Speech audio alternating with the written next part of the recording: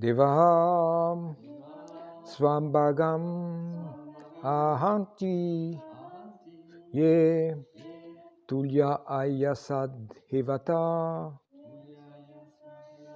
Satrayage Iva Elasmin Esha Dharma Sanatana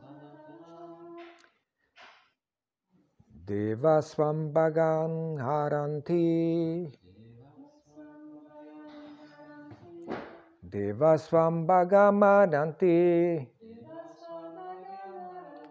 Yetulya Yasad Hevata Yetulya Yasa Etavaha Yetulya Sahedavah Satrayaga Iveitasmin Satrayaga Iveitasmin Esha Dharma Sanatana Esha Dharma Sanatana Devasvambhagamaranti Yetulya Yasa Etavaha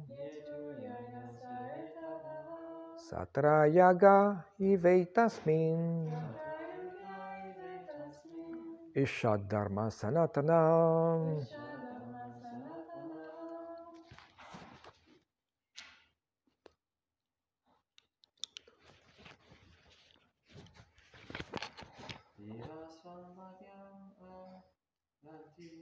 Evasvambhagamaranti Yetulya Yasa Etavaha Satrayaga Iveitasmin Esha Dharma Sanatana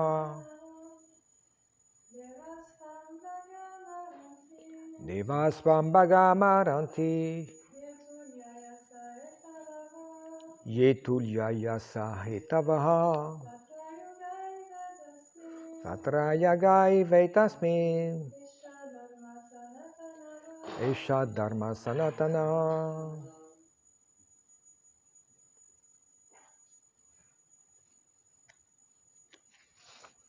Verset 40, il suit juste après. Itisvam pratyaya sedanvei deiteya yata matsaraha durlabha paralaban rajan grihita kalasan muhu. Translation and purport for these two verses, 39 and 40.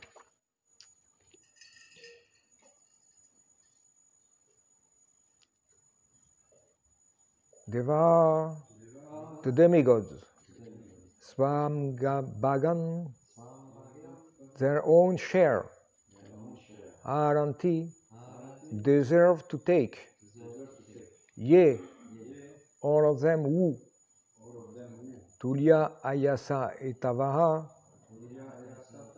who made an equal endeavor, Satrayage, in the performance of sacrifices. Eva, similarly, Etasmin, in this matter, Esha, this, Dharma, a religion, Sanatana, eternal. Translation and purport for these two verses. Some of the demons said, all the demigods have taken part in churning the ocean of milk. Now, as everyone has an equal right to partake in any public sacrifice, according to the eternal religious system, it is benefiting that the demigods now have a share of the nectar. Working in this way, the weaker demons forbade the stronger demons to take the nectar. Purport. Desiring to take the nectar, those among the demons who were less strong spoke in favor of the demigods. The weaker data naturally pleaded on behalf of the demigods to stop the stronger data from drinking the nectar without sharing it. In this way, disagreement and trouble arose as they forbade one another to drink the nectar.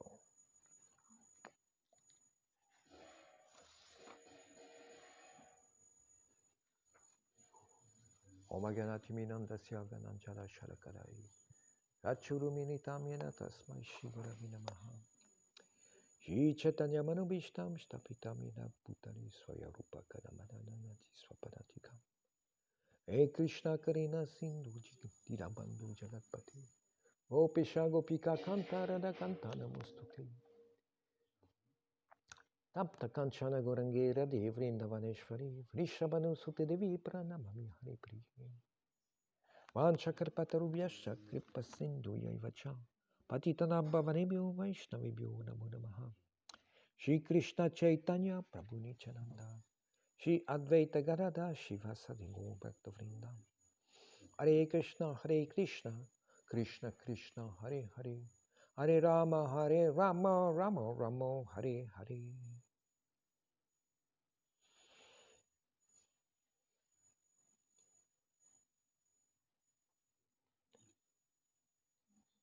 So we see here how some demons are advocating democracy. Those who underwent the austerity to churn the ocean should have equal part, be them demigods or demons. And in the verse, these demons who were taking the side of the devatas were qualified as weaker demons, forbidding the stronger demons to take the nectar, because the stronger demons, they just snatch the nectar and they don't care for anything else. This is animal attitude. This is something, it befits them, they like it, they snatch it, it's for me. So we can see that even in a society of demons, even democracy is instituted. In the real facts, the strongest ones, they manage to sneak and steal the riches in a way or another. We can see that easily in our society. It's going on continuously. The stronger ones are those who are more influent, who have more money, not strong, like in these days. The strongest demons, everything was based on the strength and austerities to get some special cities or powers in order to subdue others. So nowadays, this system is no longer going on, and the demons have instituted they arrange the system so that the weapons nowadays is influence, money, and position. Influence and position, because it's the same. So by these powers, they are able to control people because they will control information. They will control the press. They will control the internet or the television or the magazines, or all of them together. They seem separate, but they tell the same message, propaganda. They lie continuously, and they appear to say some truth from here and there, something truthful. But on the whole, they are cheating uh, those who elected them in a false and rigged election. We speak a lot of rigged election with this Trump system and the Biden system in America. But in actually, the democracy is a show to uh, seduce people and to make them believe that they can elect the person of their choice. Whilst at the same time, the elections are rigged by a way or another. It can be gross with Dominion voting machines or semantic voting machines, this, or voting by letters and rigging the list of people who will vote, those who will not vote. You can you can find so many ideas to trick an election. And especially especially if you can manipulate the mind of the people by um, hiding them the real deal in life and making them believe that this system of sense gratification in this kind of society will give them nice pleasure. They are not aware of the ultimate goal of life, which is samsiddhi haritoshani, to satisfy the Supreme Lord. They have no idea that all their activities are spied by the demigods and by the super soul, the Lord Himself, in the heart of every living entity. Riddeshu natishtati. The Lord is situated in the heart of every living entities who are like Satan, Yantra, Rudaya, Mayaya, who are situated in a chariot made of material energy, material senses, that takes the form of arms, body, legs, trunk, head, etc., that are little different from one species to another one. But on the whole, the body is simply a chariot for the wandering soul in the universe. This information they are hiding. They don't speak about. They don't tell nothing about. It's a big mistake in our society. So people are devoid of real intelligence and cannot see how the real debate is twisted and how their choice to vote this person or this person is nil. They have no choice. It looks like it is a choice, but it is a Kali Yuga choice. It is a false, a fake choice. So the fake choice will result in a fake election as well. They will elect one demon or another, a stronger demon or comment dire, rusé, tricky or more tricky one. The trickiest will be the winner. Those who are manipulating laws and who find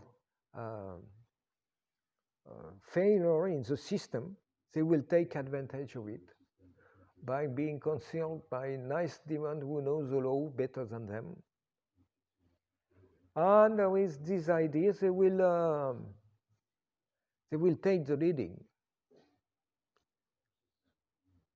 And they will continue to trick the people on the real target in life. So this is a problem, this kind of um,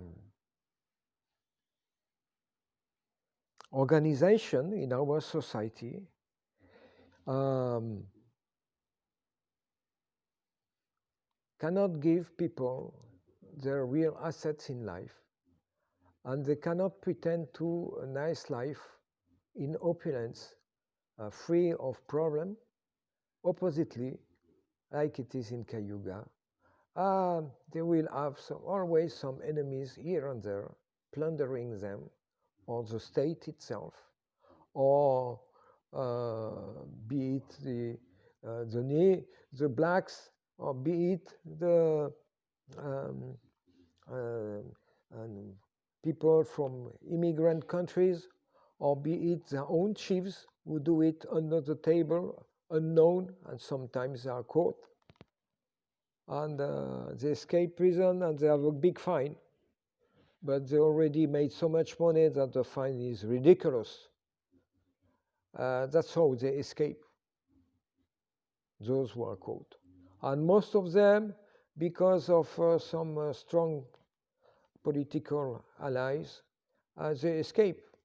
They make the judge don't speak so much about this story, just let it rot in a shelf or in an office under a table, and with time nobody will speak about it. And it does happen this way.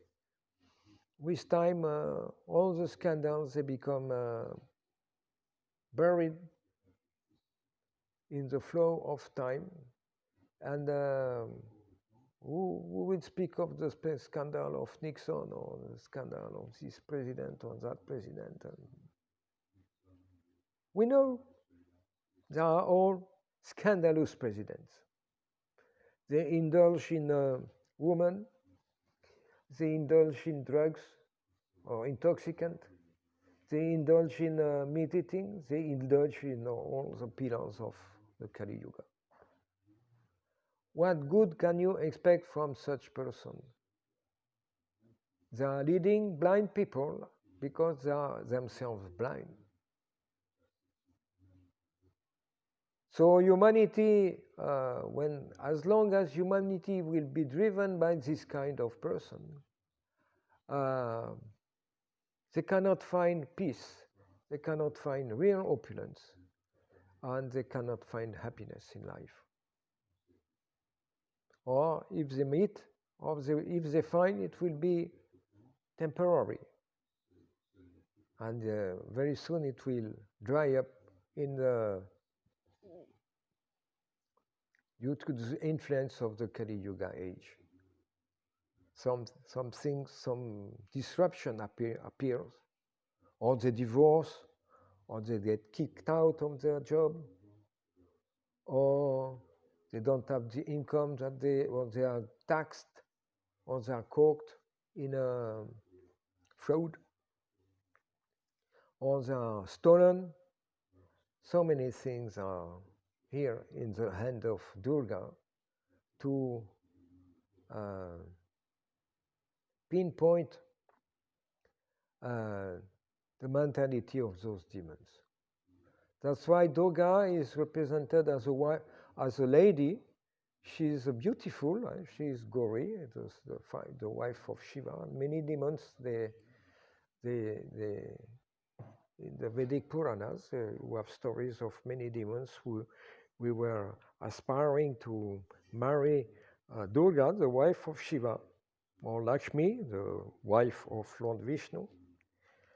And they were baffled. They were seduced, but these ladies are in charge of some subtle influence, and they have some subtle weapons.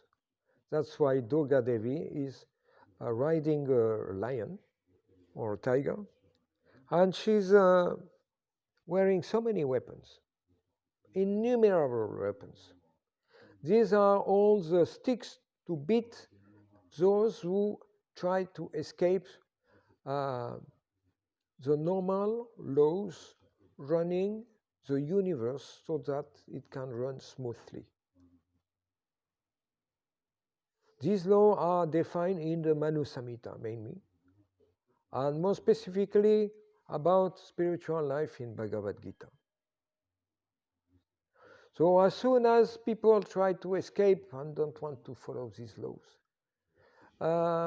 they will be in due course of time taken by those weapons directed by Durga Devi. It's a kind of mercy to make them understand that they are not in the right position and that they did something wrong that they have to rectify. So most people in Kali Yuga are not intelligent. Even they are told this or they see it, they don't make it, they don't have the realization and they don't act accordingly. It means again and again and again they will go against the laws um, and again they will be beaten. And the last bit, it's Yamaraj who comes. Now the game is over. Come with us, change body. Leave all your bank account, your wife, your chariots, your swimming pool, your palace. All this becomes partaken and distributed amongst the citizens, the state, and the son, daughters, and they eat themselves to have the better part of it. Sometimes it's a war. When you see Johnny Hallyday and Laetitia, so many war in to partake the fortune of this Johnny, the singer, French singer. It's a huge amount of money he got. And it's a war in between the children, the wife, and a big mess. So when you have to partake of opulences in between demons, it always it starts more or less nicely, and then after some times it is a trifle and a war. That's same where in the story we are reading here.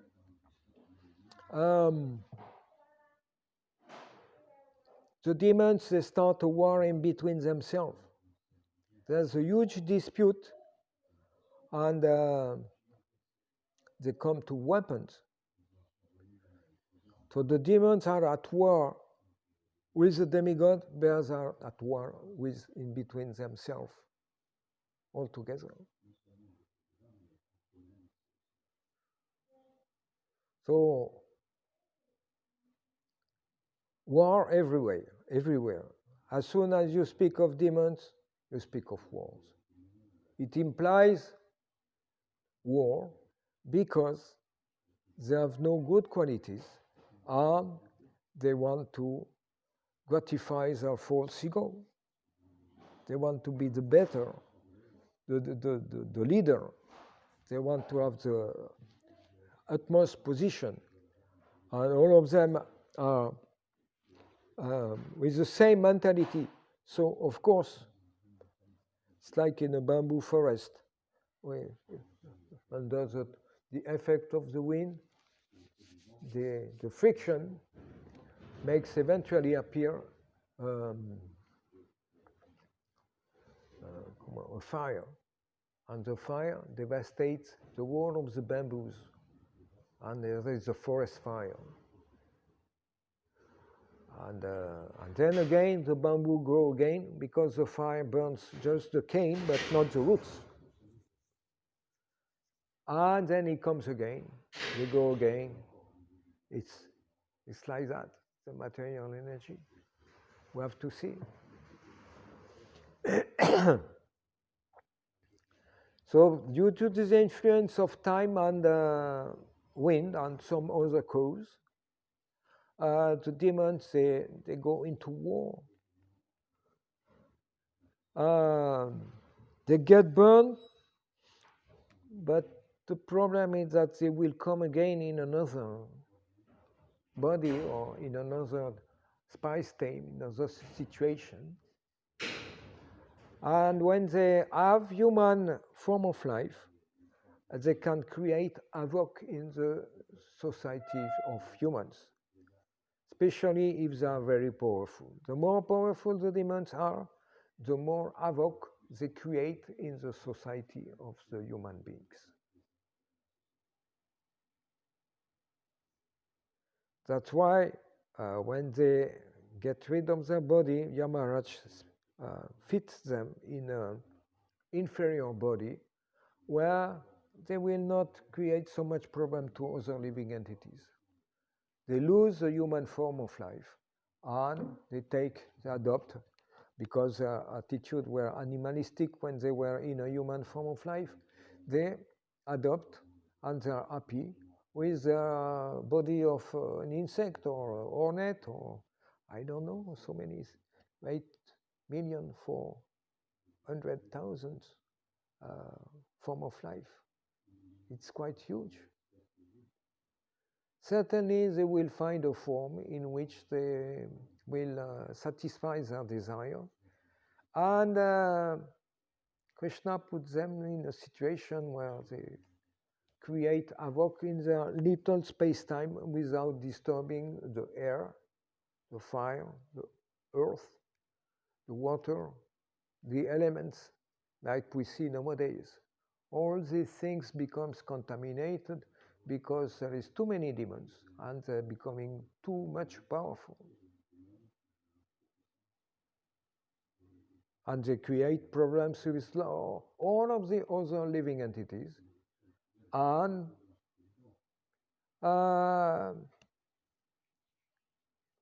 they contaminate even themselves. They don't realize it.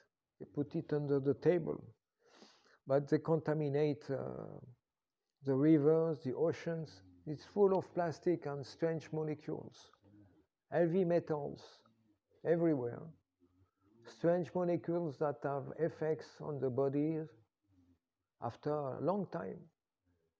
But it gives strange effects, strange sicknesses, because they create so many strange molecules and so many strange reactions and so many things that they don't know what's going on to happen after years. They just react if it happens after a few hours. How short sight they are. They have no idea how these reactions, this pollution, this nuclear stuff, they are going to invade little by little the life of every living entities, their children as well.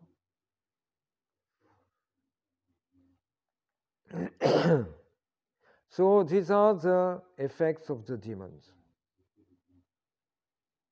There is this verse in Bhagavad Gita, I don't remember,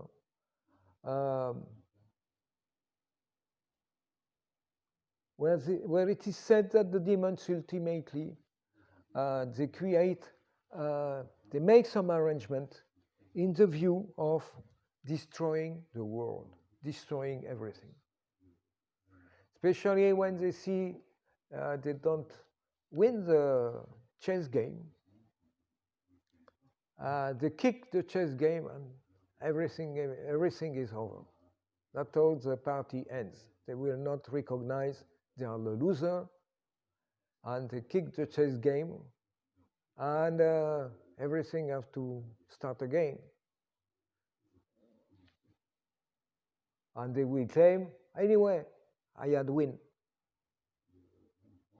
Like we have this nice pastime with Balaram and King Rukmi King.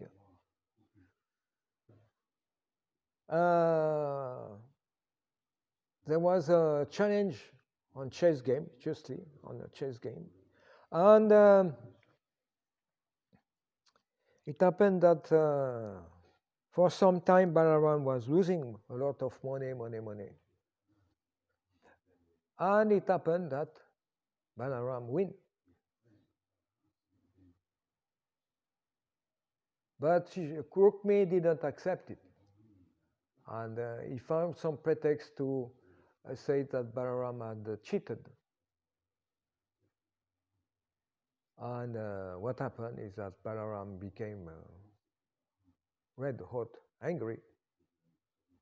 And the game finished when Balaram took his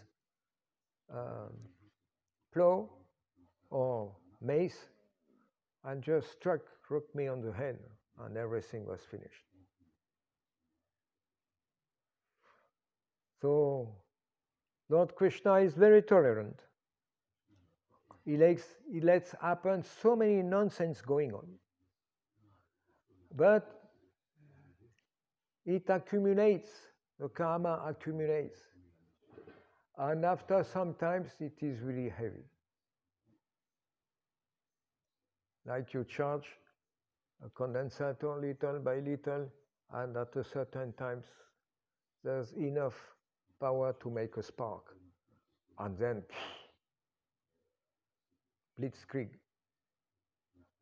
thundering, war. Everybody, what happened? Yeah, all of a sudden. Like if they didn't know. It was accumulating little by little through all these years. So the tension arises like that. Krishna allows, and comes a time when the karmic bill have to be paid. And everybody scratch his head. What happened? Wow, all of a sudden this war, it's not possible. Yes, of course it have been possible and done in this sense for years. Actually, it should have been a war for a long time ago already. Due to extreme mercy, Krishna let the game be played for so long.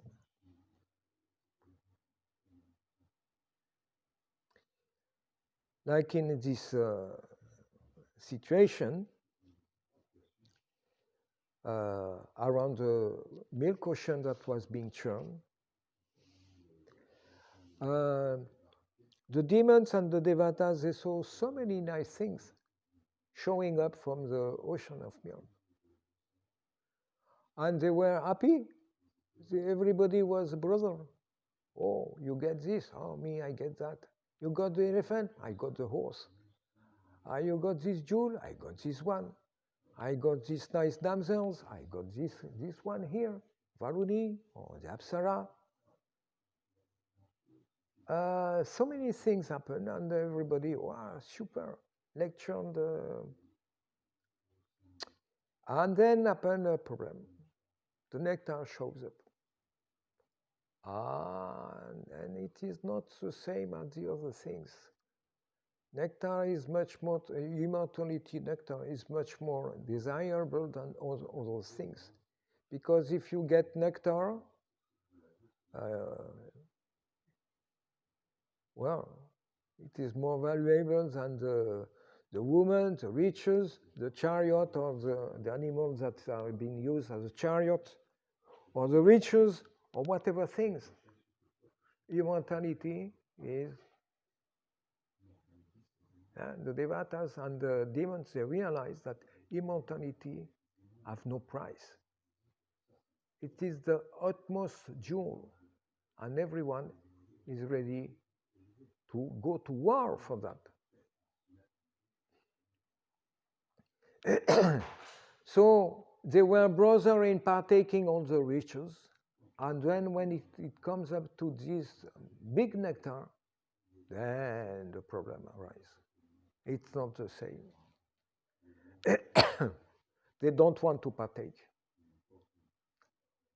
And it is big war.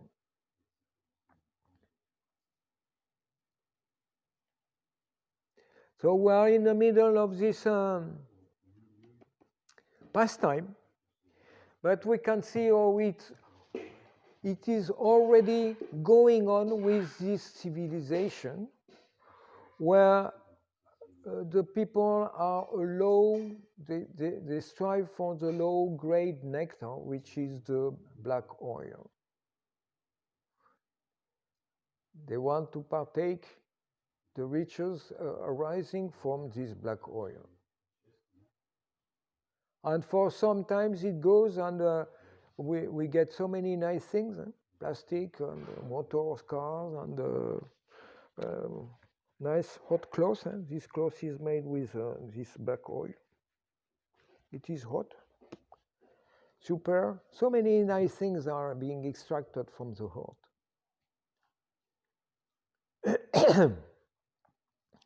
And actually, I read in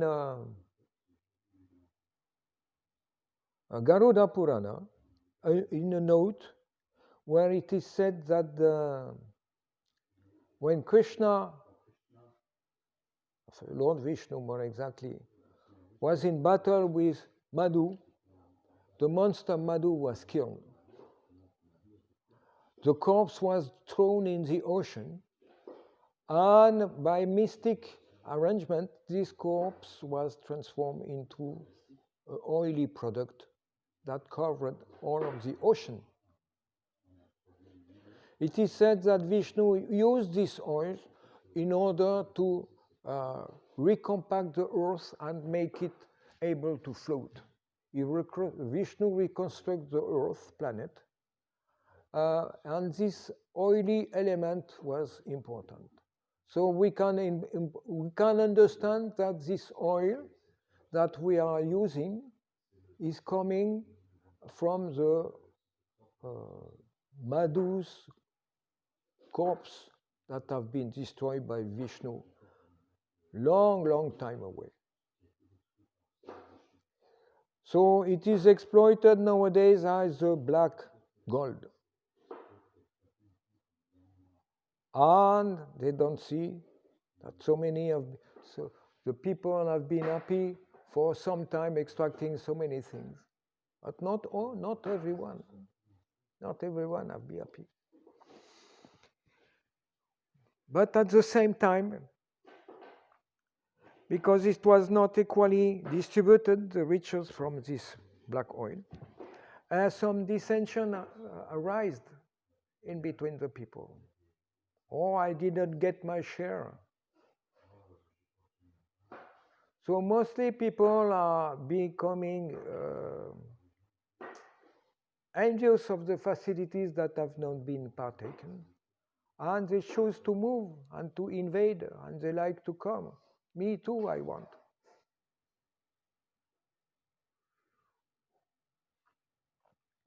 And then it creates problem because they have not the same mentalities as the Occidental people.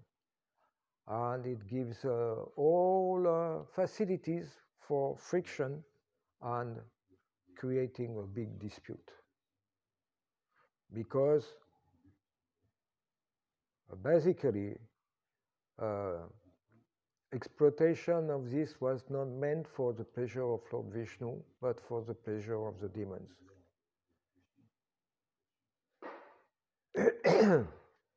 That's how material energy arrange some tricky situation for the people to understand that their mentality is wrong.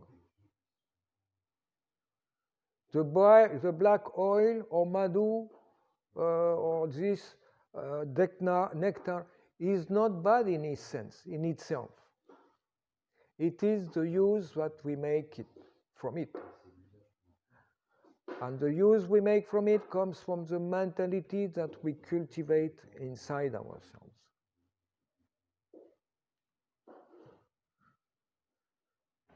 A knife can be used for cooking, for so many good things, for repairing the body of someone in an accident in the hand of a surgeon, but it can be used for killing, depending on the mentality of the people behind. The people is just a machine. Who is driving? What mentality is driving the machine? So all these arrangements are meant to induce people to scratch their head and understand that their mentality have been badly used, and that they are in need of a reform. When things go nicely, nobody cares, let it go on, continue, no problem. But after some times, Krishna tightens the faucet and close the facilities. Not so easy to get a job, to get money, to get the oil, to get this. Not so easy like before. Because there is a problem. People have to realize who is behind the faucet. And Krishna is actually giving people this hint that they have to reform their mentality.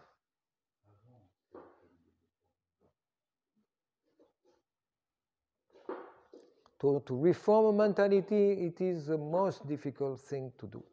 We see as spiritualists to reform our own demons that are lurking in our heart. How difficult it is, and how so much time and regulation it takes.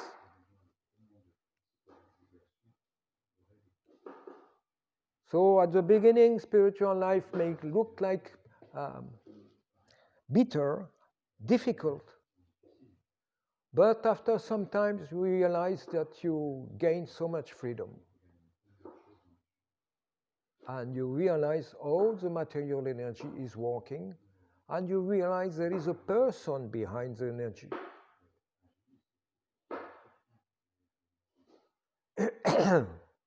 Like we see in our current life, so many energy are being manipulated, but ultimately there is some canals to make it arrive this place or there. So many arrangements, but ultimately behind there is a person.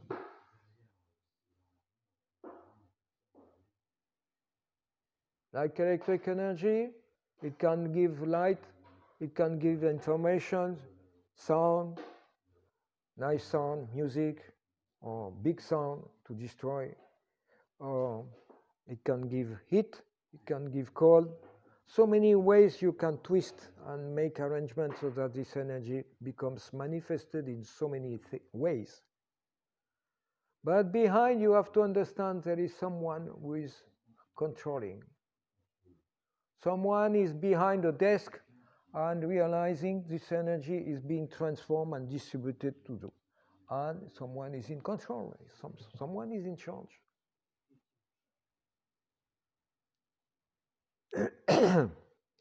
So ultimately, we have to understand that behind the energy is a person.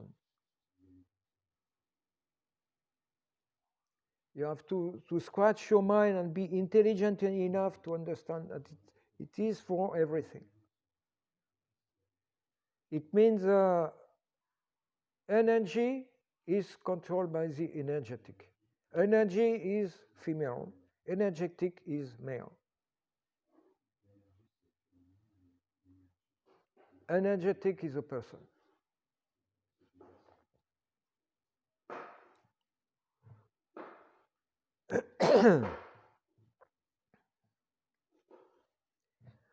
So the best way to use the energy is to use the energy for satisfying the energetic. This we are able to do because we are minute. Anu.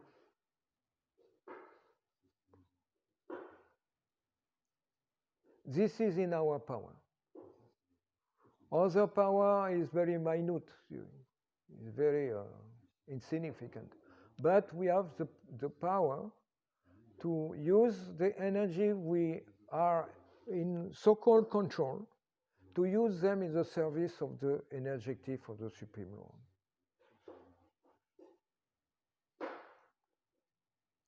This is how things are arranged. And if we take the artificial position or trying to be the Lord of the, to be the energetic in place of the energy, then we will meet some problems. For some time it will go, but after it will be a disaster. That is really what is happening now.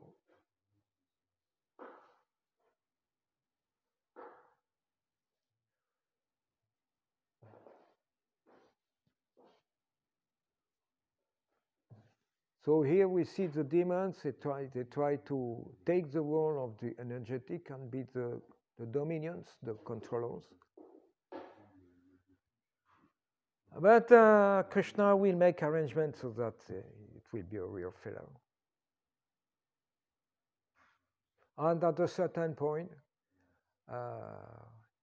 it became evident that war was at stake. You could not avoid it. And war was the stick to make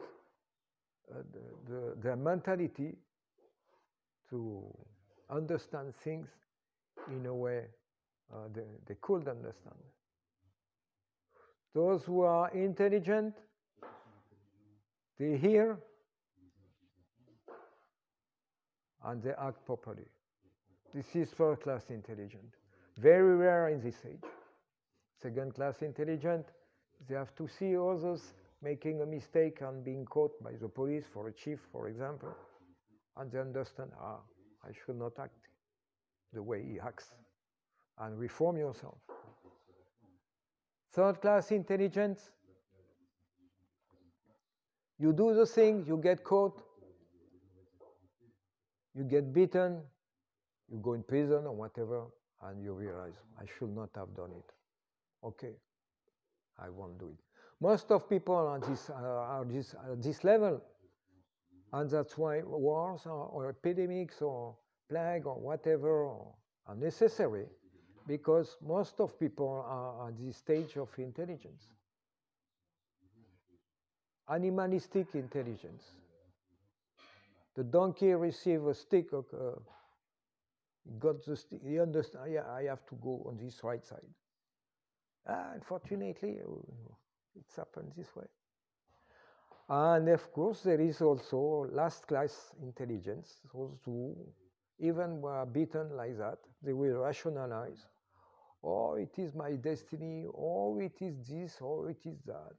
They will explain it in so many other ways, and they will do the same thing again and again. And that makes them eligible for taking birth again and again and again from time immemorial. They've been doing that. That's the way of stubborn we are. Our intelligence and mind are stubborn. And we need a long time, the beating of the Maya, for understanding. So sometimes mercy is required. Not only the beaten, but the mercy of a special devotee to make things change in our mind and or the mind of people. And that's why we hope Srila Prabhupada will intervene in such a way that the people will make it able to realize how wrong their desire have been all these centuries. Simply by the chanting of Hare Krishna, Krishna Krishna, Hare Hare, Hare Ram, Ram Ram, Hare Hare. Simply by this chanting, all the clouds can disappear, and people can start to see things the way things are really. But sometimes some strong treatment is to be there to make the realization possible. And when realization is possible, then our way of life becomes changed. And after some time, our character and mentality as well. So this is the process. Better doing it voluntarily and with a good understanding than be obliged to understand and being struck by material energy. Maybe there is some comment or story to add to this, or questions. Kantarat Shrimad Bhagavatam ki. Shri Prabhupada ki. Jai. Namo Vishnu.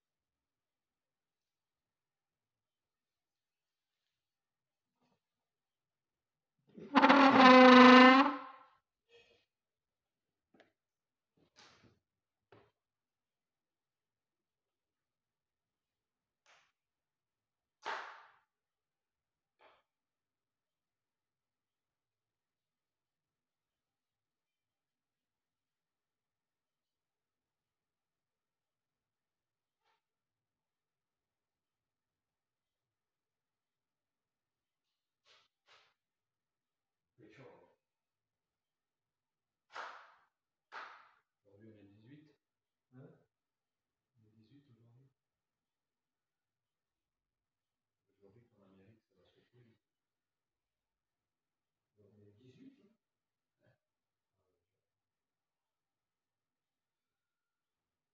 Mhm.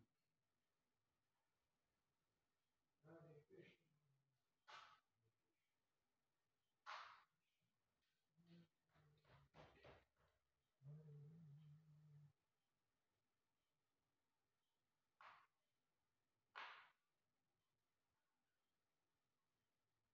Madhu.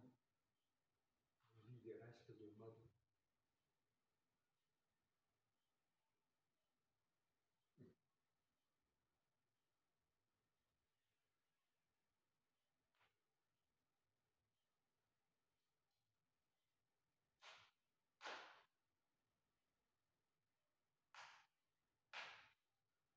Parce que quand il va y avoir des épreuves, les dévots de Krishna vont comprendre que c'est bien de venir au Prasadam, mais c'est bien aussi de venir à la classe de Bhagavatam. Sinon, les choses ne vont pas pouvoir changer.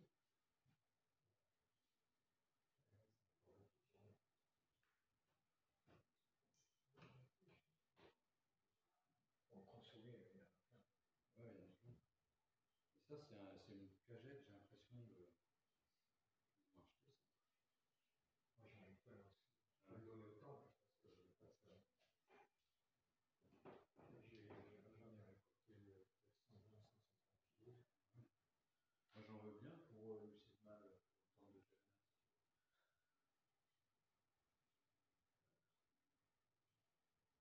Patate aussi, on a fait 50 kilos. On les a donnés déjà, les gens qui consommaient pas autant parce qu'on n'a pas su les conserver. Donc on reste à côté. Ils sont partis déjà. Les patates, ça tombe. Donc, on consomme plus les patates que les petits.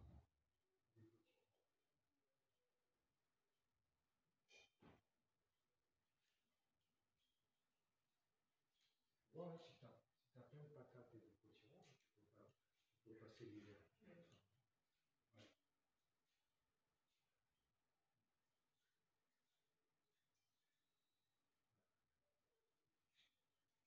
J'ai acheté les noyers tapis. Les noyers, passer.